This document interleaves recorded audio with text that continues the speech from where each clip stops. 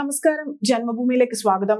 രാജ്യത്തെ പൗരന്മാരുടെ കഴിവുകൾ ആഗോളതലത്തിൽ വലിയ രീതിയിൽ അംഗീകരിക്കപ്പെടുന്നുണ്ട് എന്ന് വിദേശകാര്യമന്ത്രി എസ് ജയശങ്കർ പറഞ്ഞു. ഇന്നത്തെ സമ്പദ് വ്യവസ്ഥയുടെ കാലത്ത് രാജ്യത്തിന്റെയും ഇവിടുത്തെ പൗരന്മാരുടെയും കഴിവുകളുടെ പങ്കുമെല്ലാം വലിയ രീതിയിൽ വിലയിരുത്തപ്പെടുന്നുണ്ട്. സാങ്കേതിക മേഖലയിൽ കൈവരിച്ച പുരോഗതി തന്നെ വലിയ രീതിയിലുള്ള ആവശ്യകത ആഗോളതലത്തിൽ സൃഷ്ടിക്കപ്പെടുന്നുണ്ട് എന്നും ജയശങ്കർ വ്യക്തമാക്കി. ഡൽഹിയിൽ നടന്ന ഒരു പൊതുപരിപാടിയിലാണ് അദ്ദേഹം ഇക്കാര്യത്തെപ്പറ്റി സംസാരിച്ചത്. നമ്മുടെ കഴിവുകൾ നീതിപൂർവമായി പരിഗണിക്കപ്പെടുന്നത് കാണാനാണ് എല്ലാവരും ആഗ്രഹിക്കുന്നത്.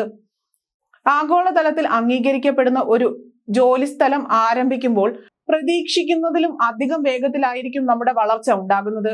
അപ്പോൾ ഓരോ ജോലിയുടെയും അതിന്റെ പ്രവർത്തന ശൈലിയുടെയും എല്ലാം വിപുലീകരിക്കേണ്ടതും മെച്ചപ്പെടുത്തേണ്ടതുമെല്ലാം കേന്ദ്ര സർക്കാരിന്റെ കൂടെ പരിഗണനയിൽ വരുന്നതാണെന്നും ജയശങ്കർ വ്യക്തമാക്കി. യുക്രൈനിൽ നിന്ന് ഇന്ത്യൻ പൗരന്മാരെ ഒഴിവാക്കുന്നതിനായി ഇന്ത്യ നടത്തിയ ദൗത്യത്തെക്കുറിച്ചും അദ്ദേഹം എടുത്തു പറഞ്ഞു.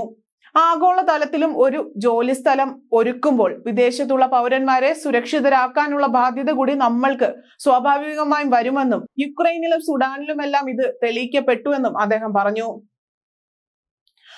മേക്ക് ഇൻ ഇന്ത്യയുടെ പ്രാധാന്യവും വർദ്ധിപ്പിക്കുകയാണ്. ആഗോളതലത്തിൽ തന്നെ ഏറ്റവും ഉയർന്ന സ്ഥാനത്തേക്ക് എത്തുക എന്നതാണ് ഇന്ത്യയുടെ ലക്ഷ്യം.